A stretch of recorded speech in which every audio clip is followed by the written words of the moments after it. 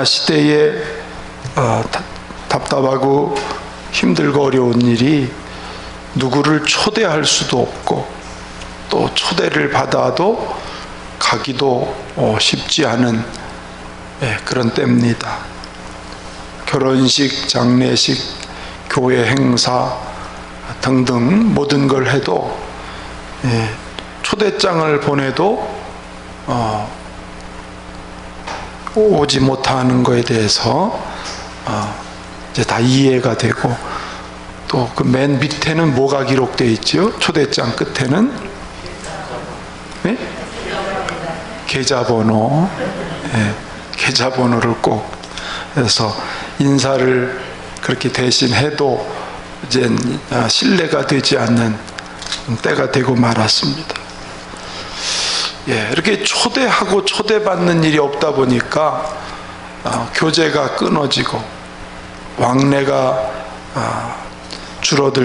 줄어드니까 즐거움도 자꾸 사라지면서 우리 사람들이 고립감, 단절감, 외로움, 이런 여러 가지 심적인 시대를 살고 있습니다.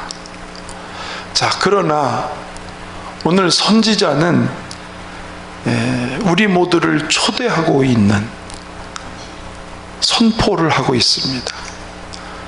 이 선지자의 초대는 곧 하나님의 초대이기도 합니다. 하나님께서는 인간을 만들고 에덴 동산으로 초대를 하시고, 또 모세를 통해서 시내산으로 초대해서 말씀을 백성들에게 전하게 하시고, 성전으로 초대해서 거기서 만나고 교제하고 또 말씀을 듣게 하시는, 그래서 하나님은 늘 사람들을 향해서 초대하고 계시는, 초청장을 보내고 계시는 그런 하나님이십니다. 이 하나님의 초대를 받고 반응하는 사람들, 그 소리를 민감하게 듣고 행하는 사람들은 행복한 사람이고, 하나님이 반드시 은혜와 복을 주실 것을 믿습니다. 자, 그러면 오늘 하나님의 초대의 내용을 살펴보겠습니다. 먼저 하나님은 우리를 생명으로 초대를 하고 계시죠. 어디로 초대하신다고요? 생명으로 초대하십니다. 1절 말씀 읽어보겠습니다. 시작. 오라 너희 모든 목마른 자들아 물로 나오라. 돈 없는 자도 오라. 너희는 와서 사 먹되 돈 없이 값 없이 와서 포도주와 젖을 사라. 너희 모든 목마른 자들아에서 1차적으로는 바벨론의 포로 생활하는 유배 중에 있는 백성들이, 그 포로 생활이 얼마나 고달프겠습니까? 그들이 얼마나 지치고 낙심되어 있겠습니까? 그들의 심령이 얼마나 가라앉은 심령이었기에 하나님은 1차적으로 그들을 말씀의 자리로 초대하고 계신 거예요. 그러나 이 초대는 동시에 오늘 모든 사람들에게, 모든 백성들에게 하나님이 부르시는 그런 소리인 것입니다. 특별히 물로 나오라 이렇게 얘기하고 있죠. 그냥 생수의 근원이신 하나님, 생수의 근원이신 하나님께로 나와야 사망에 매이고 슬픔과 절망에 빠진 우리 인생이 희망과 생명을 얻을 수 있기 때문에 생명의 근원이신 하나님을 만나야 된다. 할렐루야.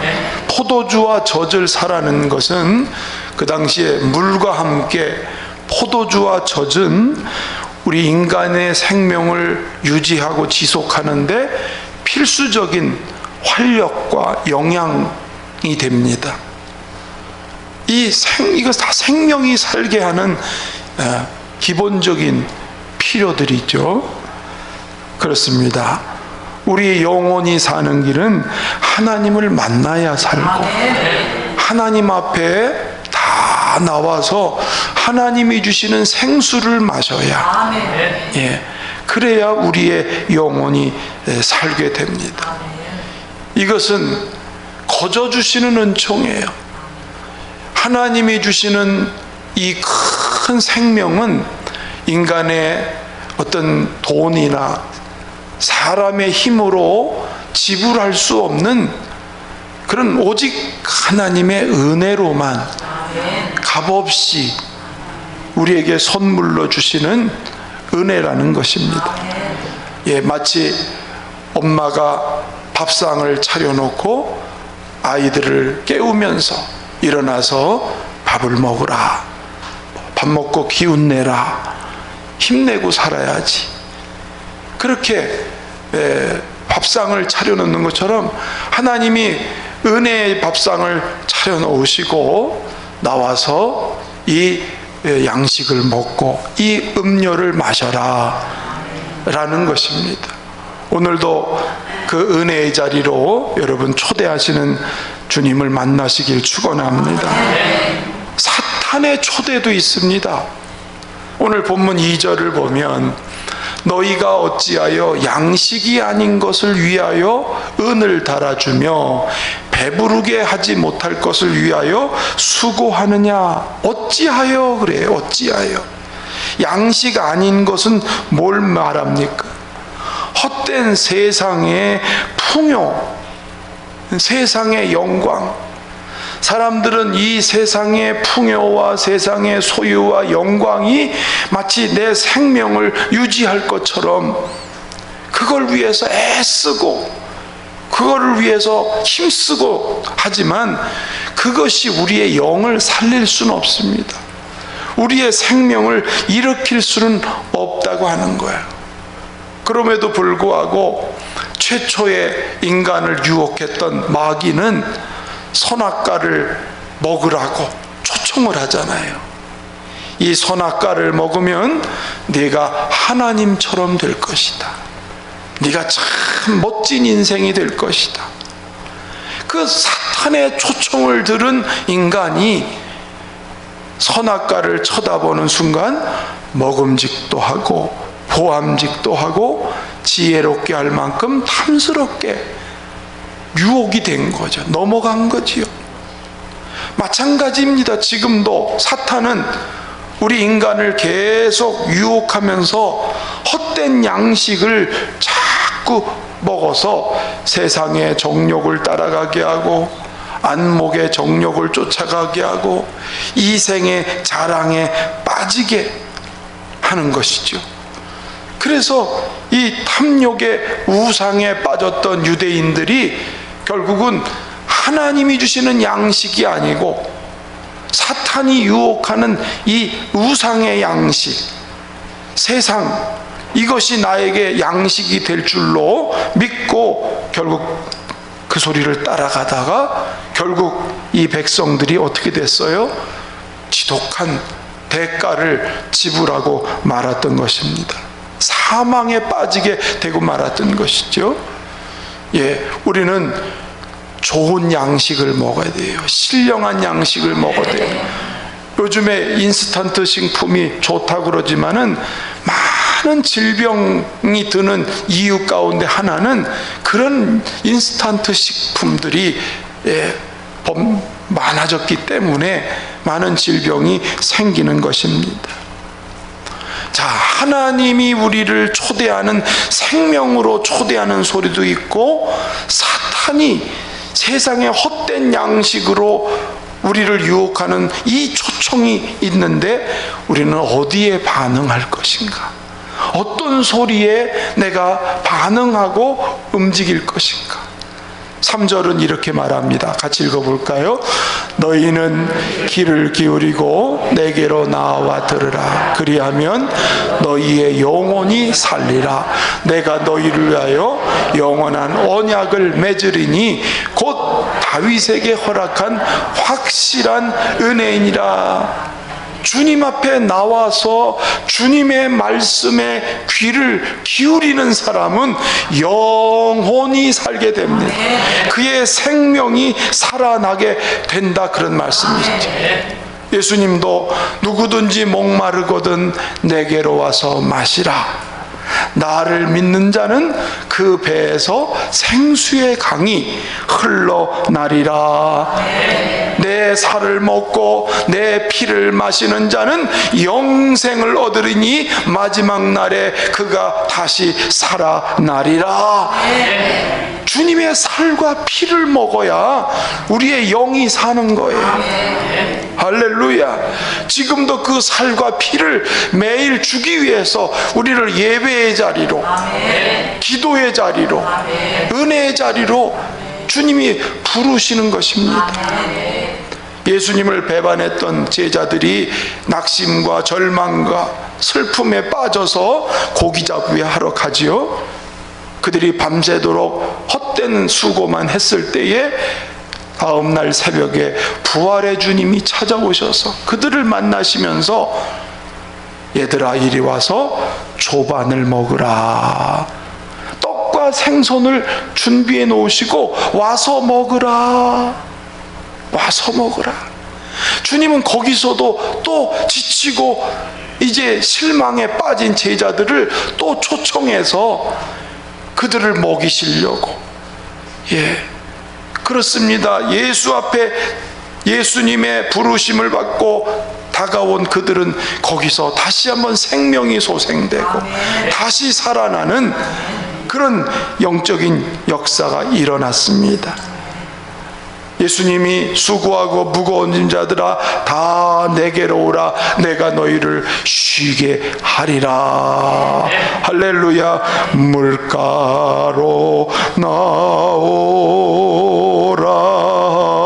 내게로 오라. 내 목마른 것을 내가 채우리라.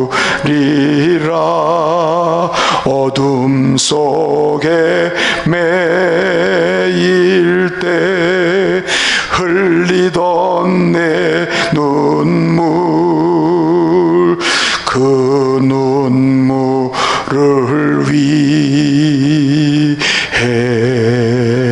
내가 죽었노라.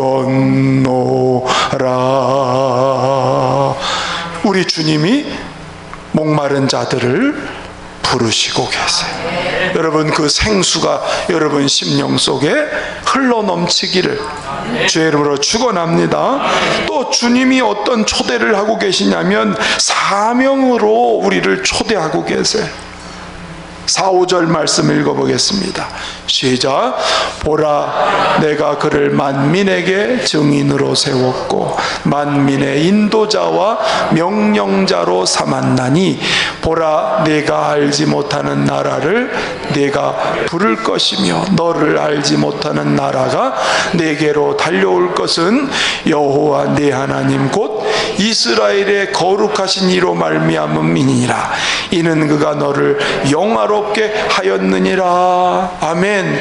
하나님이 살리신 백성들, 하나님이 다시 생명을 일으키신 그 백성들을 통해서 만민에게 증거가 되게 하시고 만민의 인도자와 명령자로 삼으시겠다.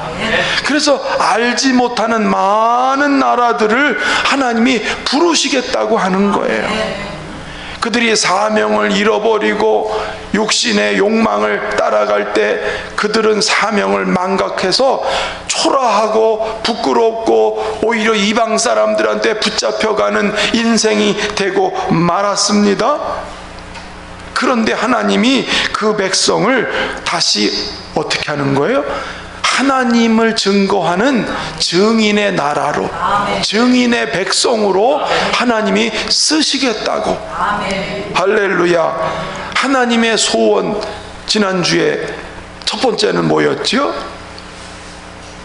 하나님이 주인 되심을 인정하는 것, 하나님의 능력을 제한하지 않는 것, 하나님의 말씀이 기준으로 삼고 가는 것, 그 마지막 소원이 뭐냐면 하나님의 이름을 드러내고 하나님의 이름을 증언하는 그런 백성이 되기를 하나님이 원하십니다. 이사야 42장 6절을 읽어보겠습니다. 시작. 나 여호와가 의로 너를 불렀은즉 내가 네 손을 잡아 너를 보호하며 너를 세워 백성의 언약과 이방의 빛이 되게 하리니. 내가 네 손을 잡고 구원받은 너를 잡고 너를 보호하면서 이방의 빛이 되게 하리라.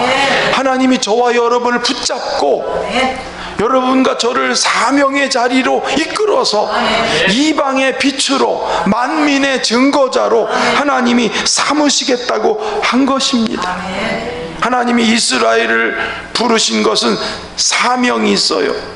첫째는 하나님을 찬송하게 하고 하나님께 영광을 돌리게 하고 하나님의 이름을 증거하는 증인이 되게 하는, 여러분 예수를 그리스도로 믿는 우리들에게도 이런 동일한 하나님을 따라서 찬송하게 하고 영광을 돌리고 증인이 되게 하신다.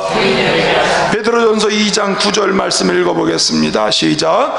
그러나 너희는 택하신 족속이요 왕같은 제사장들이요 거룩한 나라요 그의 소유가 된 백성이니 이는 너희를 어두운 데서 불러내어 그의 기이한 빛에 들어가게 하시니에 아름다운 덕을 선포하게 하려 하심이라. 할렐루야.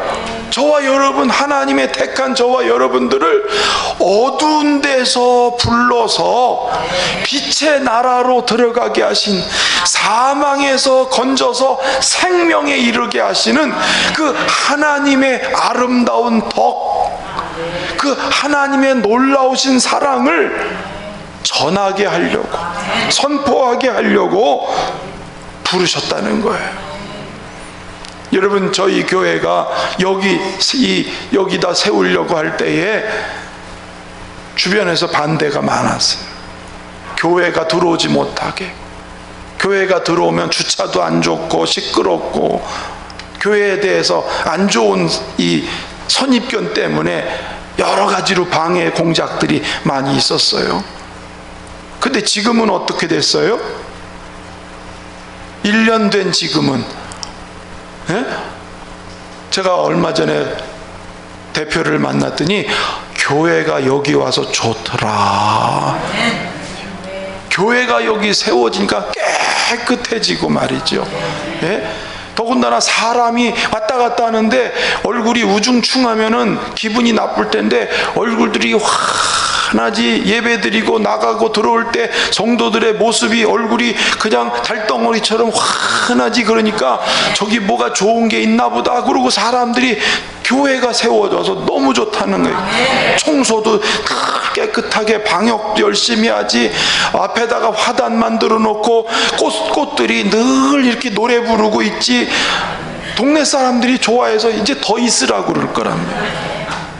더 여기 있으라고. 혹시 모르지 이 건물을 사면 더 좋겠는데. 네? 하나님이 더 이렇게 우리 성도들의 모습, 교회의 모습을 보고 이방 사람들이 좋게 느끼게 하시는 거예요.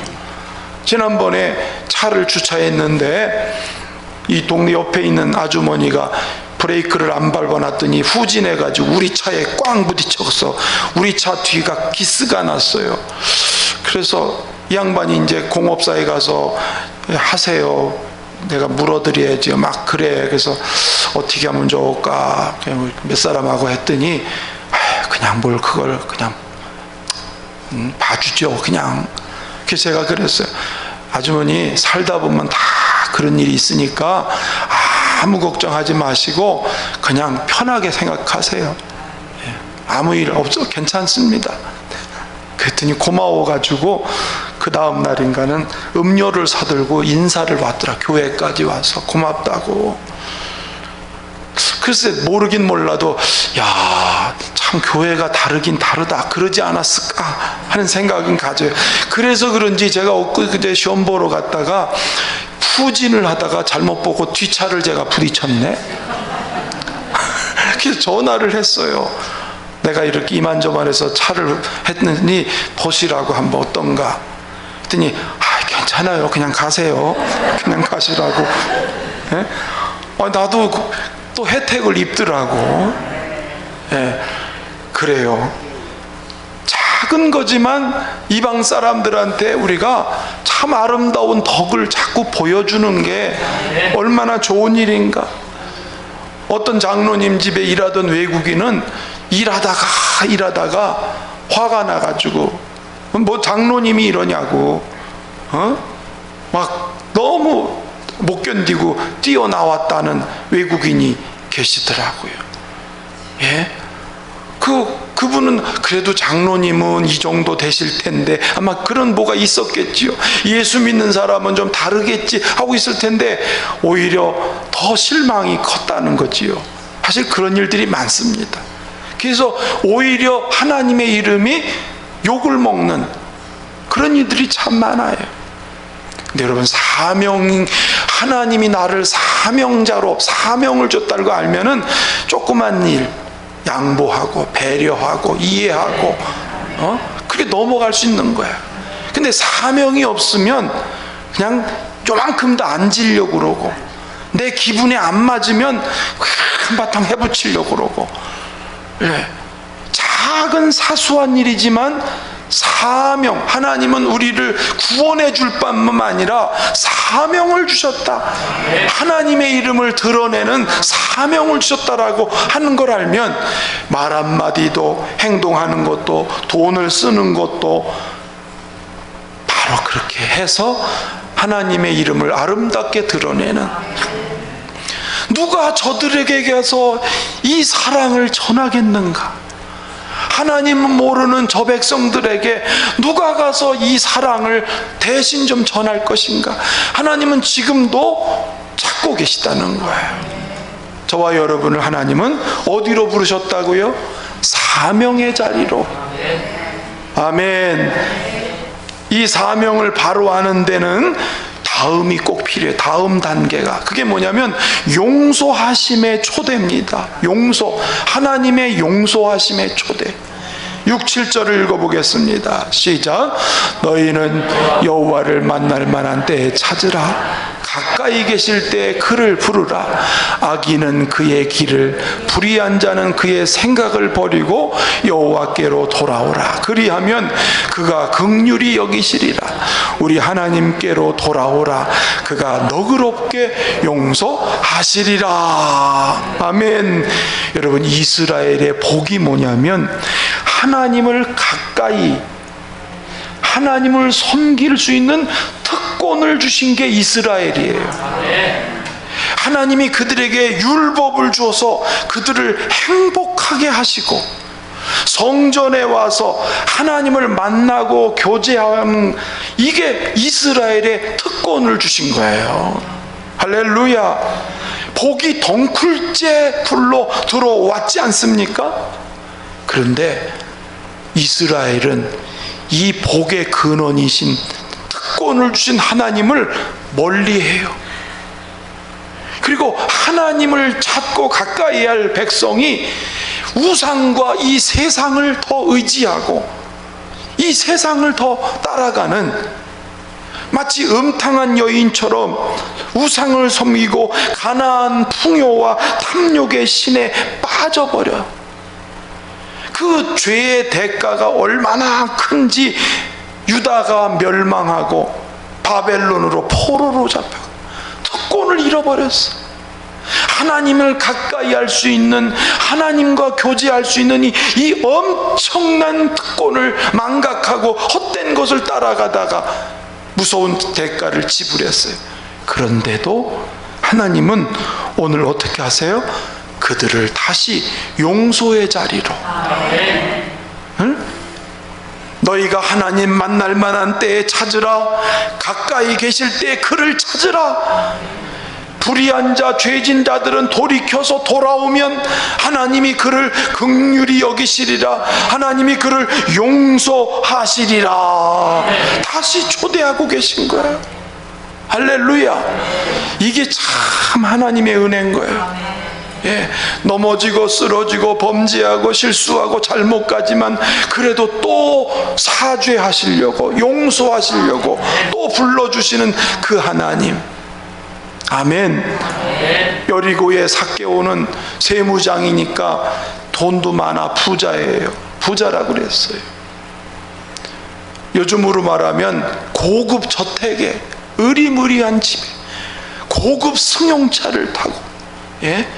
어마무시한 빌딩도 있고 세상의 성공자라고 할 만한 사람이라고요. 그런데 행복하진 않았어. 소유가 행복을 주진 않아요. 예? 늘 마음이 공허하고 답답하고, 예?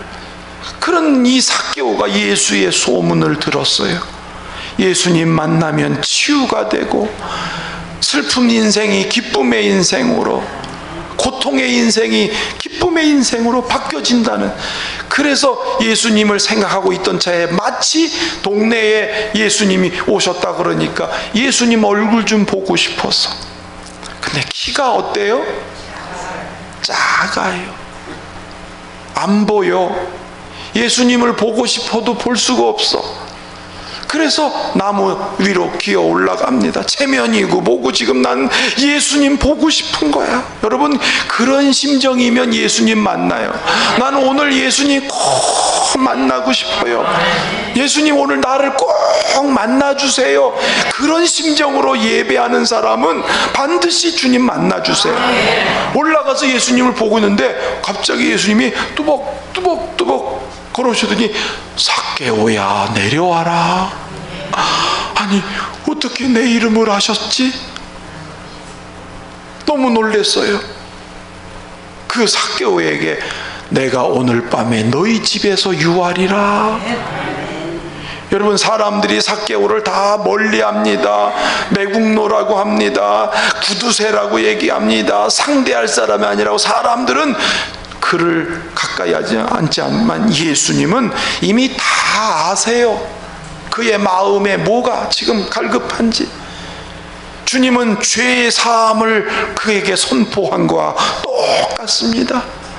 그날 밤에 예수님과 이런저런 얘기하고 하늘나라 얘기하고 하나님의 사랑을 다 들었던 삭개오가 변화가 일어나서 그 다음날 내가 내 재산의 절반을 다 가난한 사람들에게 나눠주고 남에게 토색한 것이 있으면 4배나 다 갚겠습니다. 사죄의 용서를 받고 나니까, 하나님의 용서를 받고 나니까 사람이 치유가 되고 회복이 되기를 시작하는 거예요.